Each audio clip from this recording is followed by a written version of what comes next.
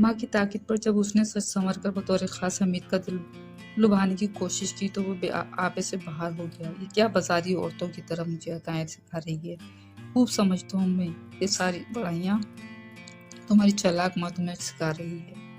वो भी किसी से कम न। उसे फिरोजा से खास बर्खास्त हो गई थी। वो उससे चिढ़ने लगा था और बरमला कहा करता था कि फिरोजा इसके घर के मामलात में मुदाखलत करती है और इसकी बीवी पट्टियां पढ़ाती है। बात बढ़ती गई और उसने जरीना पर और भी सख्ती करना शुरू कर दी। ले आने जाने पर पाबंदी लगा दी।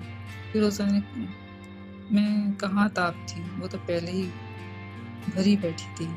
बात शुरू होने में तो खासी देर लगती मगर ख़त्म होने में लम्हा भी नहीं लगता। दरवाजे पर खटका हुआ जरीना बुरी तरह चौंकी और गहरा सांस भरकर रह गई। माजी के सफर में ये भूल ही गई थी कि वो अपने हाल में जी रही है, हाल जिसमें वो भी अभी रह रही थी मगर हाल से बेहाल थी। सारा दिन की सरमत की खिदमतगुजारी ने उसे नीम जान कर दिया था और इसके खोखले वजूद में सुलगती यादों की आज उसकी कसक बढ़ाती रहती थी। उसने देखा इसके चारों भाई आगे पीछे घर में दाखिल हुए।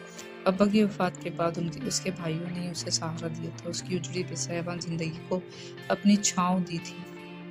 इन्हें देखकर एक अलुई मुस्कुराहट इसके लबों पर आई। उसने खिचड़ी की पतीली अंगीठी से उतार कर नीचे रखी और अंगीठी पर उल्टा तवा धर दिया। फिर जल्दी जल्दी रोटियां बेलने लगी। उसे यही फिक्र थी कि सबके दस्तरखान पर बैठने से पहले 2-4 गरम फुलके उतार ले ताकि वो खाने के दौरान गरम गरम फुलके उतार कर देती रहे। अंदाजे के बरखिलाफ उसका काम जल्दी निमट गया।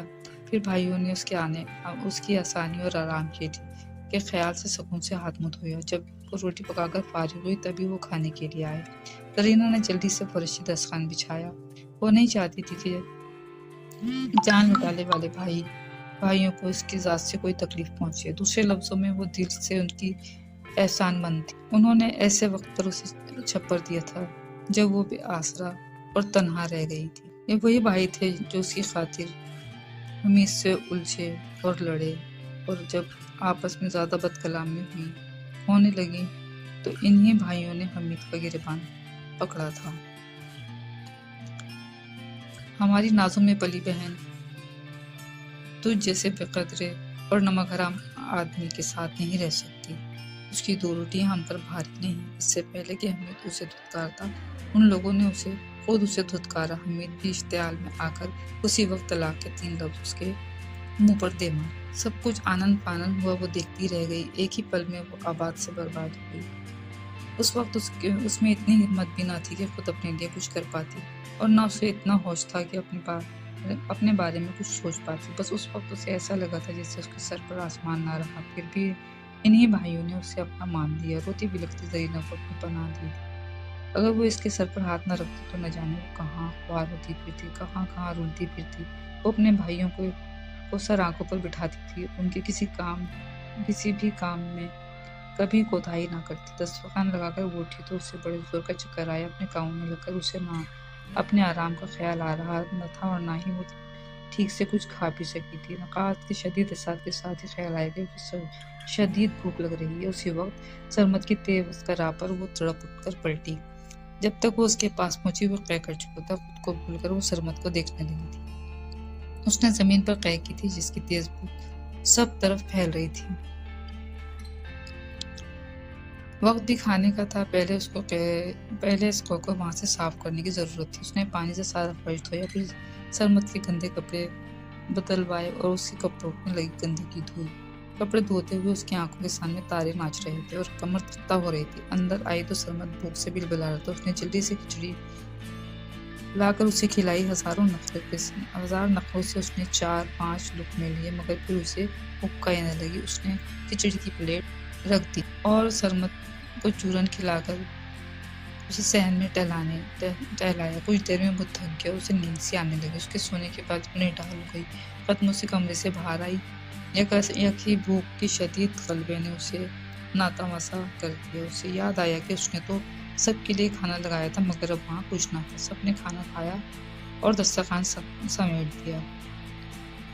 उसका दिल डूबने से लगा था। इतनी हिम्मत भी ना थी कि 4 कदम चल पाती मगर चंद लुक़मे खाना भी बहुत ज़रूरी था। वो छोटे छोटे कदमों से बावर्ची खाने में चली आई। ہانڈیاں کھولی تو پیندے میں چند کچھ سالن پڑا تھا۔ اس کی بھوک کھل کر چمکی اور اشتہا بڑھ گئی۔ اس نے بے صبری سے سالن پلیٹ میں ڈال دیا اور اسے گرم کرنے کی زحمت بھی نہ کی۔ پھر روٹی کی چنگیڑ ٹٹوری، کچھ ہاتھ نہ آیا۔ اس نے جھپٹ کر روٹی کا دسترخوان اٹھایا مگر اس میں چند بوروں کے سوا کچھ نہ تھا۔ اس نے دیوانوں کی طرح دسترخوان کو زور سے جھاڑا مگر ایک ٹکڑا بھی اس میں سے نہ نکلا۔ اس کے پیٹ میں درد کی لہر اٹھی اور آنکھوں تلے اندھیرا چھا گیا۔ وہ گھسیٹتی ہوئی باورچی خانے کے دروازے تک آ گئی۔ باہر آسمان پر گہری نیلاہٹ کا زہر پھیلا ہوا تھا، ایسا زہر جو اندر ہی اندر کاٹتا تھا مگر موت نہیں آتی۔ اس کے اندر بھی ایسا ہی زہر بھرا ہوا تھا۔ ہلکی ہلکی سرد ہواؤں کے دوش پر بھائی بھابھیوں کی سرگوشیاں، تبھی ہنسی کی آوازیں ادھر ادھر بکھر رہی تھی۔ اس نے بے بسی سے پچکے ہوئے پیٹ پر ہاتھ پھیرا اور آنسو اس کے دھسے ہوئے گالوں پر لڑک گئے جنہیں اس نے اپنی میلی بدرنگ چادر سے صاف کر لیا، اور اس کے کانوں میں بس ایک ہی آواز آ رہی تھی کہ اس کی 2 روٹیاں ہم پر باری نہیں، پر آج انہیں 2 روٹیوں کے لیے خوار ہو رہی تھی۔